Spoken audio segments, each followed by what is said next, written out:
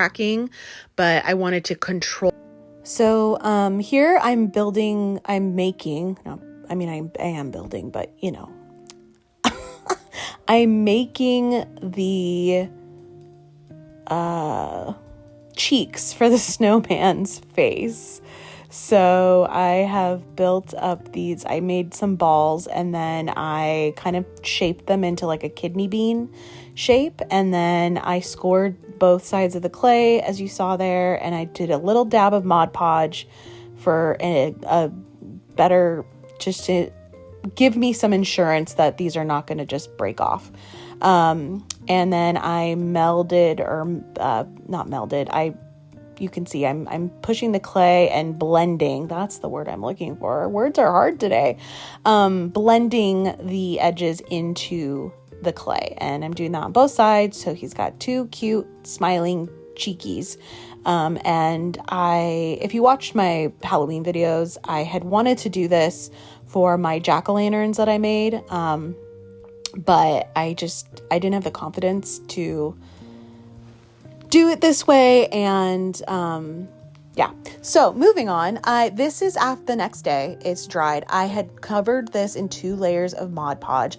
I still got some cracking, as you can see, but it's really minor. However, this is the beginning of cracking. I will have cracking throughout.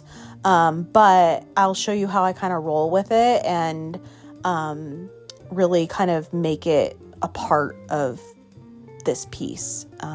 So I'm painting this with just white acrylic paint, and I'm going to give it 2 coats and let it dry. And then I hand stenciled on with a mechanical pencil the face that I was going for, and then I am going to paint said face. So I will let you guys kind of watch this part. For me, at least, it's very therapeutic. I just like watching the painting. And I will catch back up with you guys in a bit.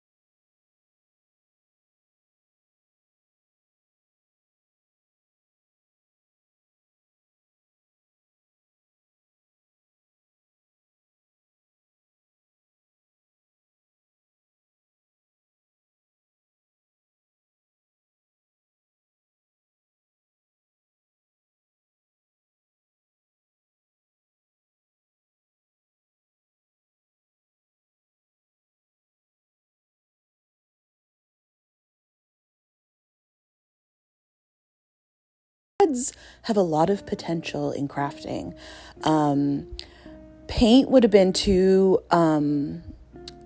opaque or too, I wanted something light looking and, not so opaque, something translucent. And I'm just taking a dry brush and stippling the blush onto the cheeks and putting it around the nose, the eyes, and this just creates dimension and depth on the face.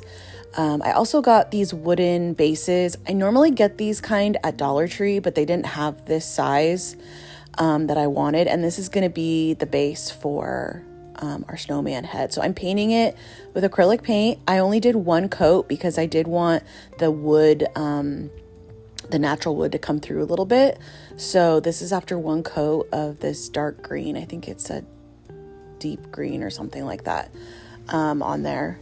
And then I put the red dots around the base. So I also, as you can see, as he's dried, he's cracked more, but we're rolling with that. And I added some distressed ink, Tim Holtz distressing ink that I use usually on the edges of my bingo cards. And this is how I adapted the cracks. I knew the cracks were going to happen, like I said earlier, and I'm okay with this because I know this is not everyone's cup of tea, but this is supposed to look like a vintage piece, right? So the cracking and this gives it an old look. And then I emphasize the cracks by taking that distressing ink and kind of shadowing around it, like getting it in the cracks. But I assure you this is all sealed. I sprayed it down with Rust-Oleum's clear matte as well. And everything's been sealed in. It's not moving. The cracks are there, but they're not going to break apart or continue to fall apart. So I'm attaching the head, or I had attached the head of the snowman to the wood base, and I used beacon and hot glue. And now I have got this felt ribbon from Hobby Lobby as well, and I'm gonna make him a bow for his little collar. And so I cut, I think it was probably about 10 inches of ribbon, between 9 and 10 inches, and then I'm just gluing the ends into the middle. And then I'm playing around with how I want this bow to look. I don't want it to look too big. I want it to be proportionate. So I'm playing around with it, and I kind of fold it in itself. It's hard to explain in words. Just, you just kind of have to see what I'm doing. So I folded it over, glued that in place, and then I pinched the middle, and it kind of gave me this double bow tie situation. So this is it all glued together. And then I have these pipe cleaners that are already I didn't have any red and white pipe cleaners, so I bought already twisted. Normally I would twist them together and make my own kind of candy cane pipe cleaner, chenille pipe cleaner. But when I was at Hobby Lobby, all the Christmas is 50% off. This whole pack was $1. So that's cheaper than Dollar Tree. So I have to kind of go where the deals are, because Dollar Tree isn't always the best deal. So I used a paintbrush to twist the chenille around and get it to curl up. And I do end up cutting off a little bit off the ends of the chenille because it was just too long, even scrunching them up. So I'm going to hot glue that in place. And you can see my two little bits there on the left that I cut off on the table. But this is how he's looking. I have a top hat coming. I was going to make one, but another day. So I have top hats coming, but we're going to move on to project 2.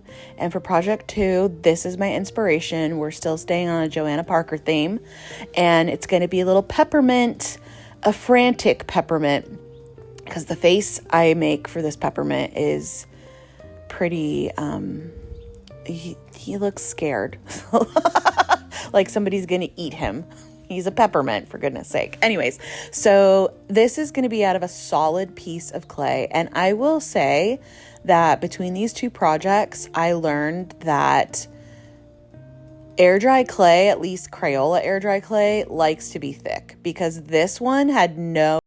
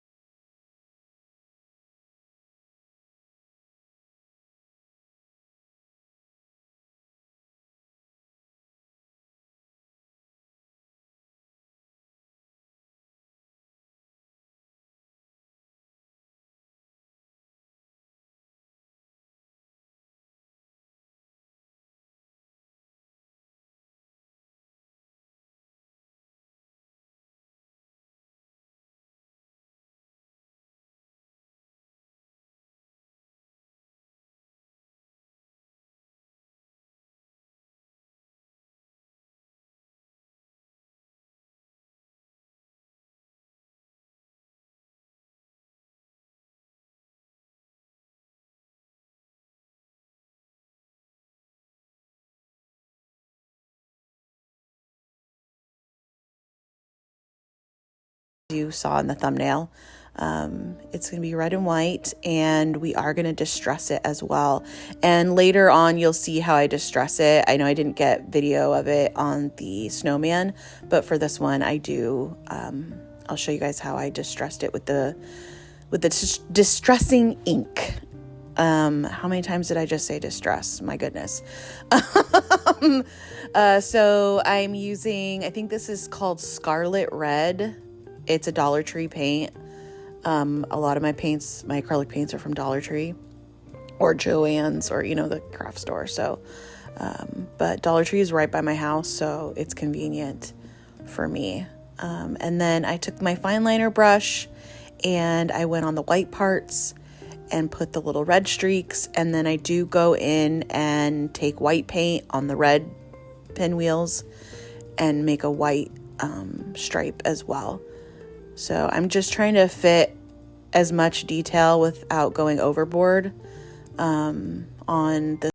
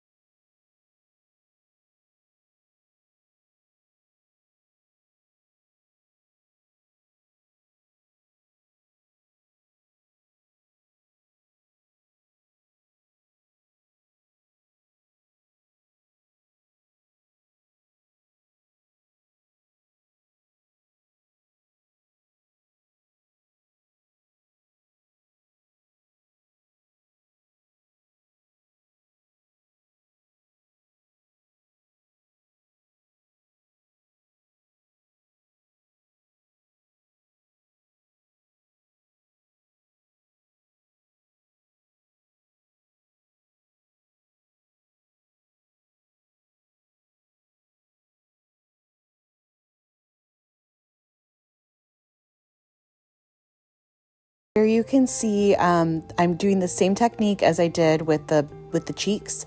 It's just the dry brush with the distressing ink and just adding some age in the crevices, and it just takes away from the stark whiteness of the white acrylic paint, and it just really helped kind of dull it down in a good way. At least for me, I like these pieces to show some age because they're vintage inspired, as I said before, so they're not going to be this pristine stark white, and that's not necessarily the vibe that I'm going for. So this is him all distressed